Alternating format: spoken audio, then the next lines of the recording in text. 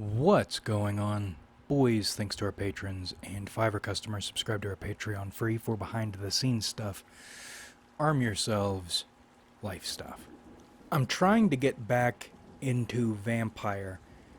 I did so much work to make that solo version, and I remember relatively recently I got angry and deleted all of it, and I forgot that I deleted all of it. So, of course, when I go looking for it, none of the work I did is there anymore.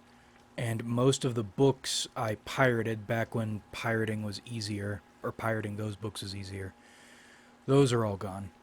But I have the important books, I bought some other ones, and I started doing a little writing project using VTM V5 mechanics for fun. I haven't written in a while, and I wanted to get my feet underneath me with how the roles work, especially how combat works, which I haven't gotten to yet.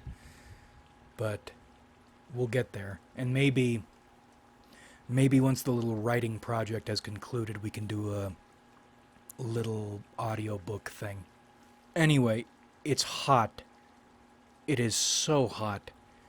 And I started reading the Camarilla book, and it's funny the way V5 feels. And this happens every time. Because you look at most Vampire the Masquerade videos, and you get a bad vibe from the community. Not just a cringy vibe, although it is pretty cringy, but also a bad vibe. And from what I've heard a few times now, yeah, the vampire community is full of not very good people, which is kind of fitting maybe. But as much as I like the setting, every time I step away from it for a while, coming back to it, that always puts a damper on my mood, sours me a little bit.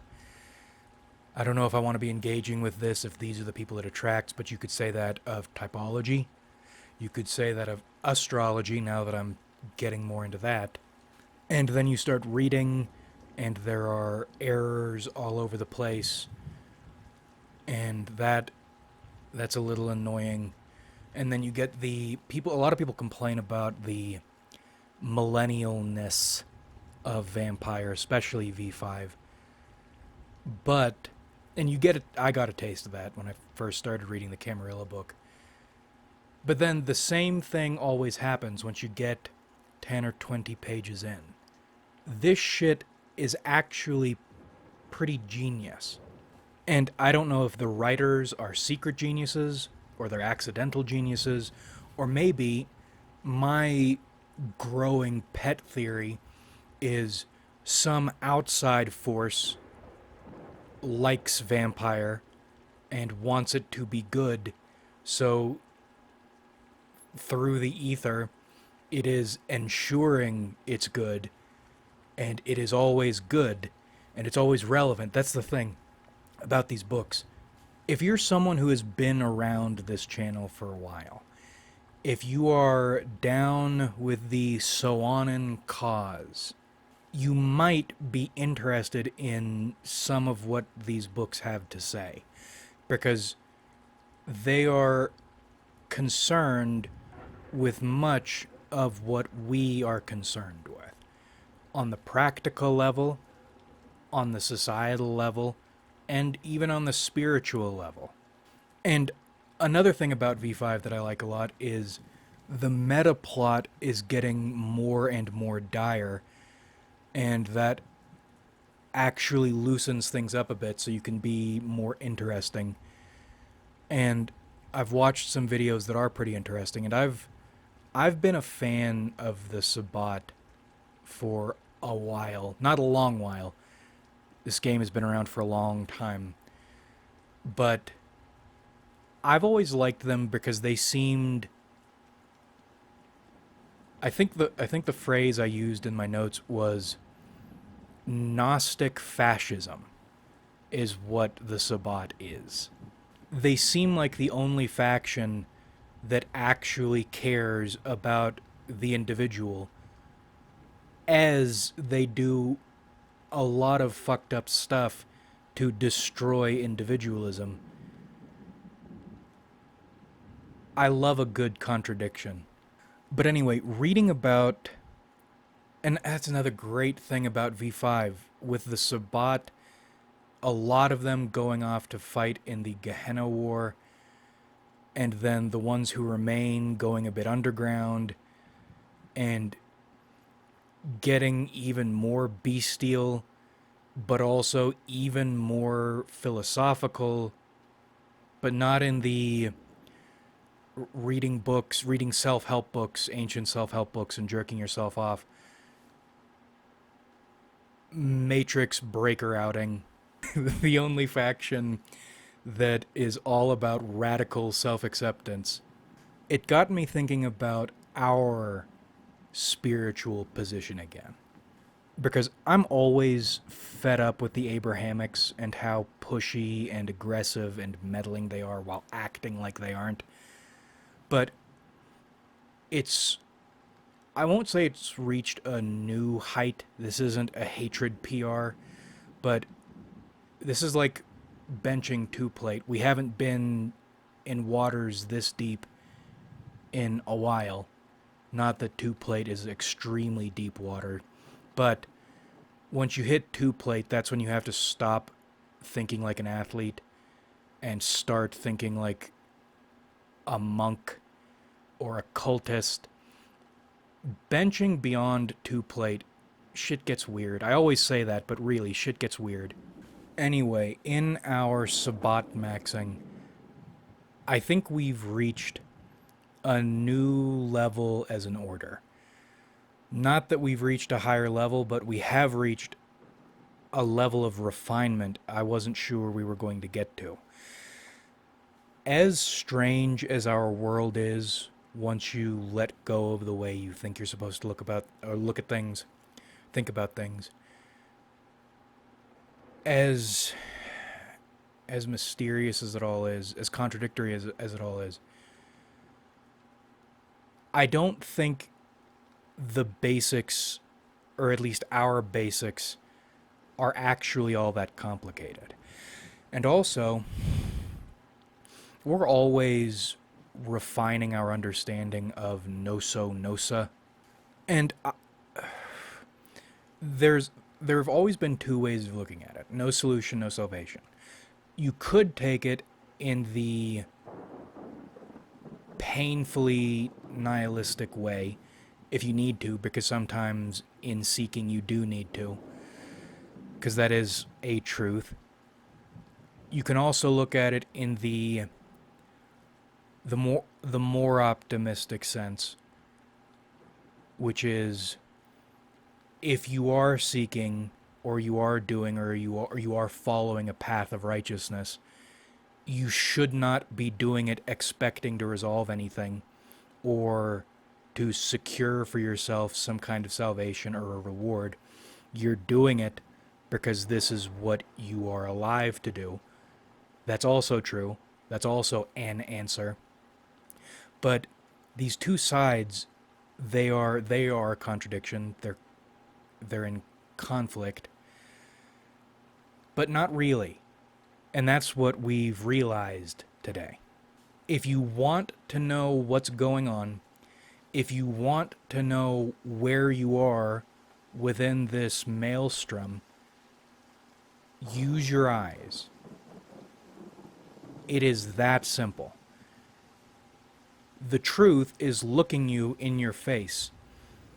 And it's a matter of what you need to do or where you need to go, whom you need to become, until you can understand and accept what is right in front of your face. And it's been there the entire time. And I think there are three primary tenets to our existence, and then two things you probably need to know. The first tenet is suffering. You will never not be suffering, or at minimum, you will never escape suffering. You'll have good moments, you will. But finding an oasis isn't going to keep you out of the desert. Next tenet would be, I'm stuck between calling it confusion or contradiction. I think calling it contradiction would be better because the contradiction produces the confusion. But nothing makes sense. And it's not even a matter of putting in the work to try to make things make sense, because in a fundamentally contradictory reality, nothing will ever make sense to your satisfaction. You can make sense of some things to a point, but not past that point. And the thing about contradiction is that point can change. Sometimes your understanding of something, you'll realize you could actually understand more if you put in more work, and you probably should. But then other times, something you thought you had a pretty good handle on, that point slides in and you realize you don't know what you're talking about because you couldn't have known what you were talking about. You only thought you did. And that means knowledge isn't something like money, something you hoard. Knowledge is more like a force that sometimes you have a lot of, sometimes you have almost none of, but it's more about how you use it than it is how much of it you have, because you don't control how much of it you have.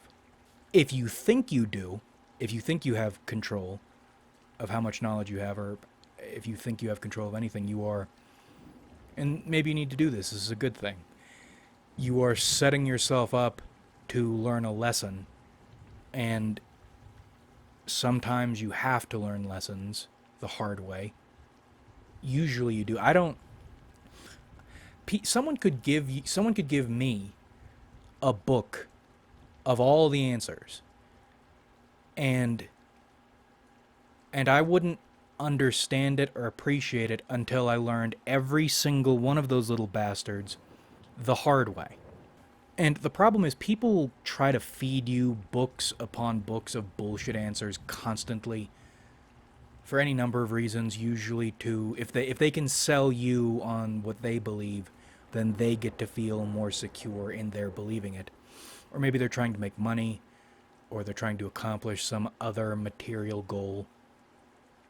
It's dumb as shit, but sometimes people do actually give you answers, and thanks to how many bullshit answers come across your desk every day, you aren't going to believe them, because why would you? Nothing differentiates a true answer from a false answer until you've learned it the hard way, so you have to learn the hard way. Anyway, contradiction is the rule of the land. Something to keep in mind. And then the last tenet, something we overlook quite a lot. Because just acknowledging the last tenet's existence is painful. Much less believing in it, or trying to believe in it, or seeking it. Doubly, especially considering the natures of the first two tenets. The third tenet is hope. You can use your eyes and look at the fact you will always suffer and you will never really know anything, and you will still want to win. You will still want to secure for yourself safety, happiness, wealth, abundance, love, all these things. And that's part of the contradiction, but the reason we just talked about, the reason we neglect it is acknowledging it, believing in it is so painful. But it's also self-evident. If you use your eyes and nut up and get over it, hope is a self-evident aspect of our existence. I recommend you go into the depths of the nihilistic side of no solution, no salvation, and try with all your might to convince yourself not to hope for anything. And maybe you'd be surprised what you can learn not to hope for, or acceptant. There's a difference between accepting something as in I'm okay with this and accepting something as in this is the way it is. You'd be surprised how much you can accept the first two tenets as the way things are, but you'll have a really hard time being accepting it in a way that makes you okay with the first two tenets.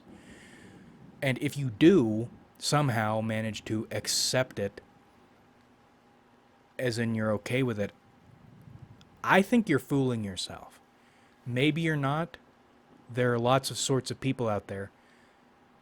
But I don't think hope of some kind ever goes away, no matter how hard you try to kill it.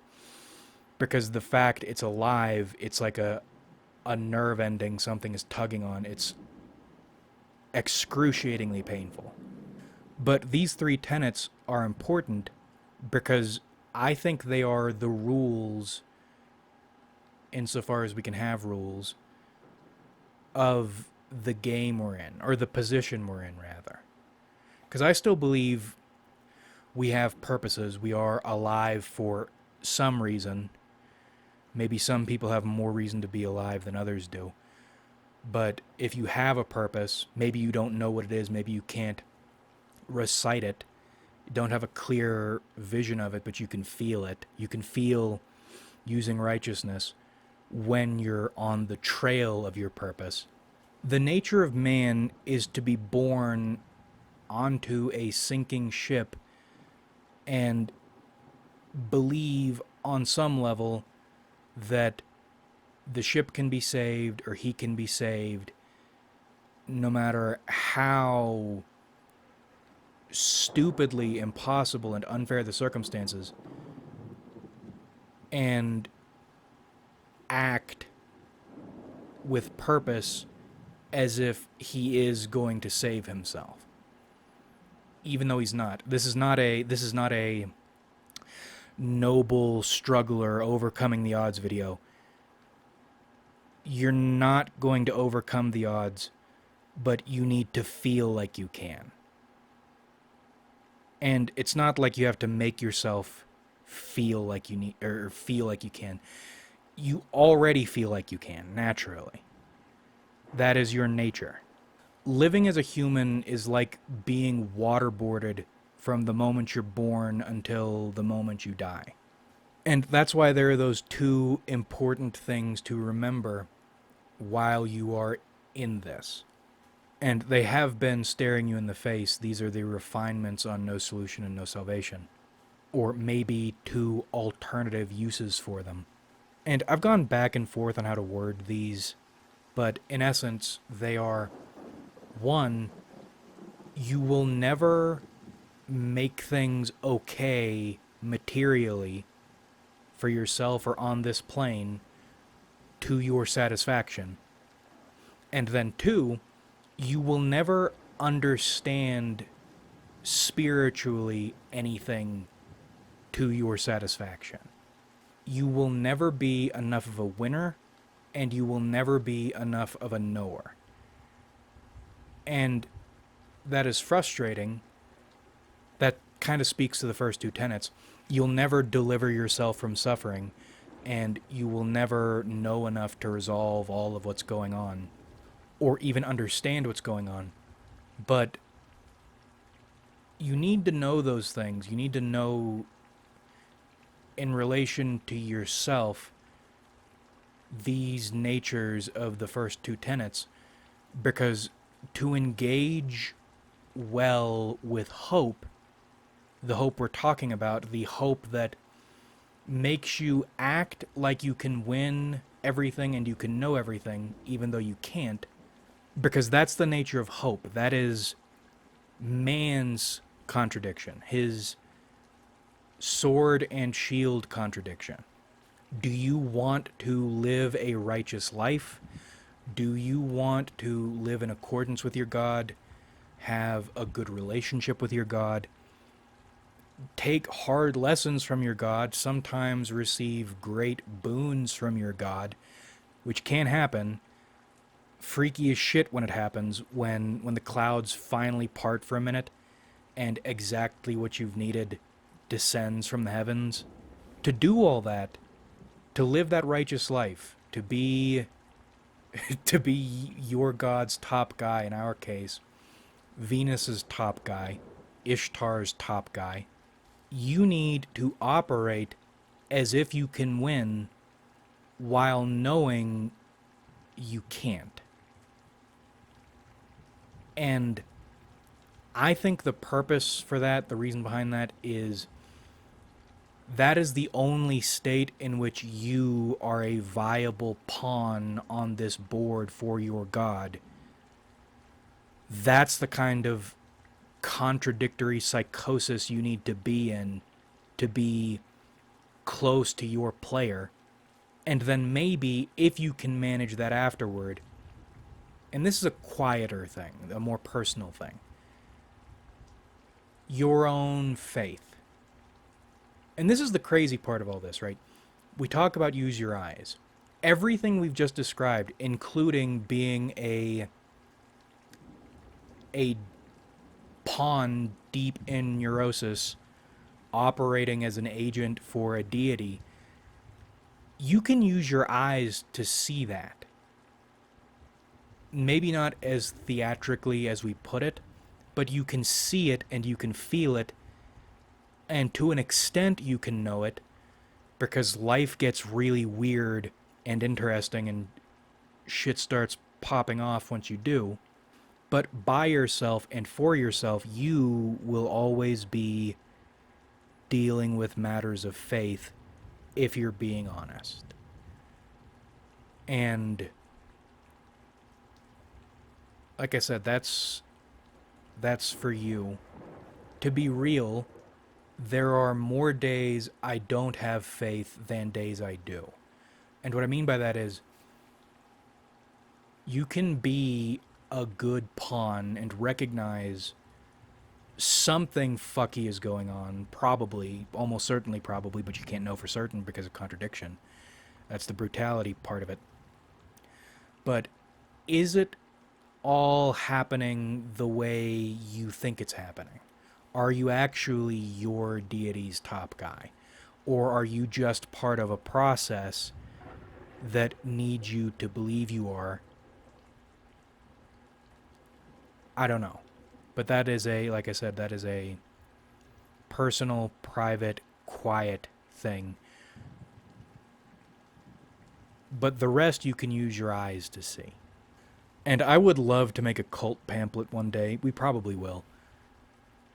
The 3 tenets: suffering, contradiction, and hope. You will never deliver yourself from suffering to your satisfaction. You will never understand the nature of your existence to your satisfaction.